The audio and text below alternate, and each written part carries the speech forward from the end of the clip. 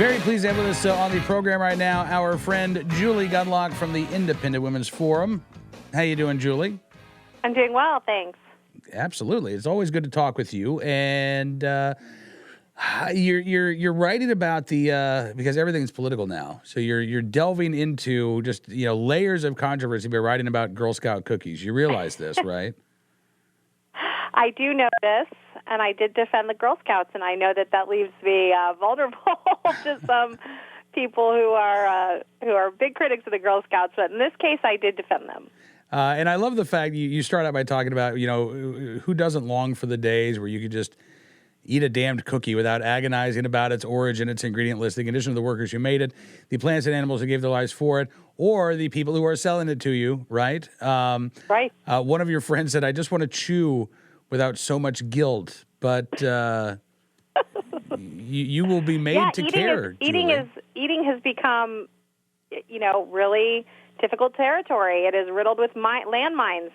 They can go off. You can make someone mad or especially in the mom world. If you don't have the appropriate snacks, or just showing up, for instance, to a school function and with the wrong snack. One of my children graduated from preschool last year, and yes, it was a graduation, which is ridiculous. And they had a little party afterwards, and one of the moms showed up with one of those gigantic buckets of cheese balls. And I watched her walk around the room and apologize to all of the moms because she didn't have time to go and get something sort of healthy and crunchy. And let me tell you, those kids, they skipped right over my Pinterest, hummus board and went straight for those. They didn't eat anything. All they wanted was those cheese balls. So she was very popular among the kids, if not with the parents. I know of the gigantic bucket of cheese balls of which you speak. They have found a place in our home as well. On many occasions, but Yes. but here's the thing.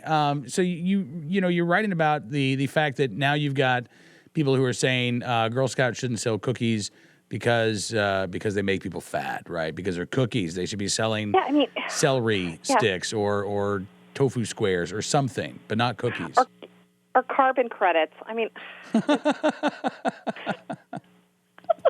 It's ridiculous. Yeah, so apparently these health nuts are getting all, they're wringing their hands and clutching their pearls because the Girl Scouts have the nerve to sell something that contains sugar. And so there is some criticism. And my piece is like, look, people, this is a fundraiser for the Girl Scouts, okay? Mm-hmm. So I know that you think kale salads sell well, but they don't, okay? Cookies have become this sort of iconic thing. Once a year, everyone looks forward to it.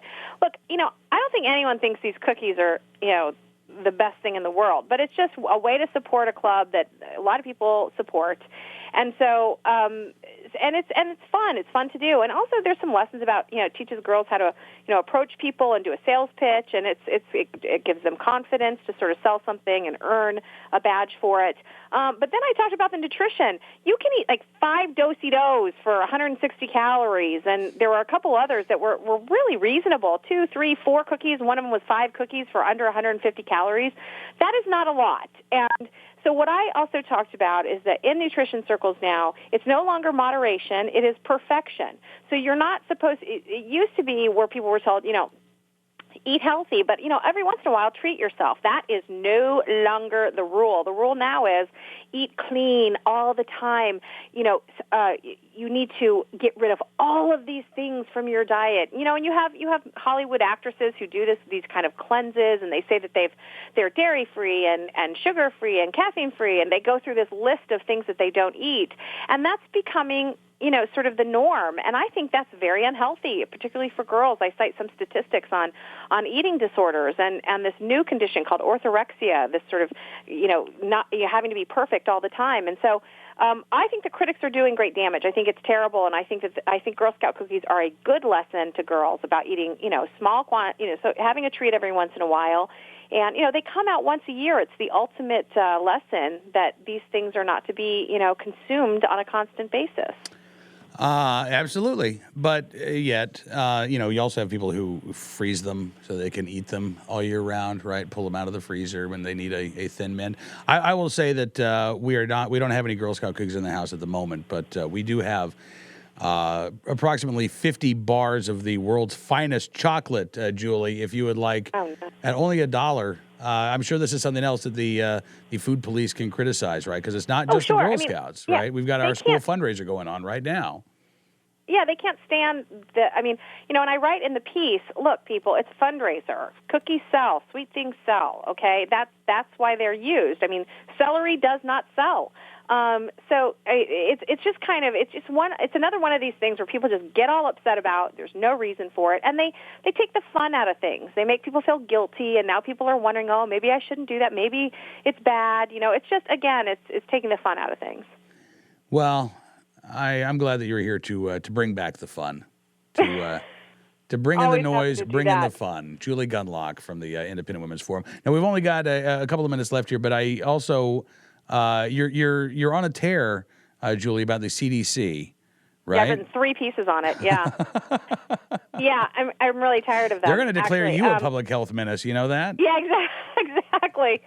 Yeah, I mean, just very quickly, CDC comes out with these new guidelines telling women if they ever have a drink, they've got to be on birth control because we're all a bunch of, trampy booze hounds who, can't control ourselves. And so it was insulting. The feminists got all upset about it. And, hey, I applaud the feminists for getting upset about it. But this is the thing that bothers me about the feminists. For years, they have demanded more government intervention in their lives. They want big government programs. They want big government health care.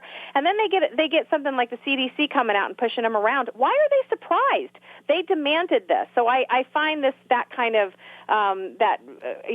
outrage by the feminists to be a little bit hilarious to watch. Do you see it going away anytime soon? Do you see it? No, of course not. Feminists are totally mainstream feminists are totally confused. They don't get the connection between when you demand more government, you're going to get nosy bureaucrats telling you how to live your life. They don't get that. I mean, if you don't want the government in your business, then you shouldn't be asking for the ACA and Obamacare and all sorts of stuff. You shouldn't be asking for this stuff. You should be wanting more freedom to make your own choices in healthcare. And when you give that up, like promoting the ACA and all sorts of other big government programs, then you're going to get these CDC guidelines, which are insulting and are sexist. That's the trade-off. And when feminists realize that real freedom comes with slimmer government, with smaller government, with more flexible government, that's when we'll have true feminism in this country. Julie Gunlock with the Independent Women's Forum. Thank you, as always, for coming on the program. It was fantastic talking with you, and hopefully we'll get a chance to see you next week. You going to be up there at CPAC? No, I'm going to be in California. I'm sorry, I'm going to miss you guys. Ducking CPAC. All right. It's going to get you into some trouble there. But I know. All right. Well, enjoy California. Yeah, I'm not about complaining. as far away from CPAC as you can get. I'm not complaining. I might not come back. Just kidding. All right, Julie. Well, listen, you're going right into the heart of the nanny state while you're there. Yeah, no kidding. Be careful and don't have any fun. Right. All right, we'll talk to you soon. Julie Gunlock of the Independent Women's Forum joining us here on NRA News Cam and Company.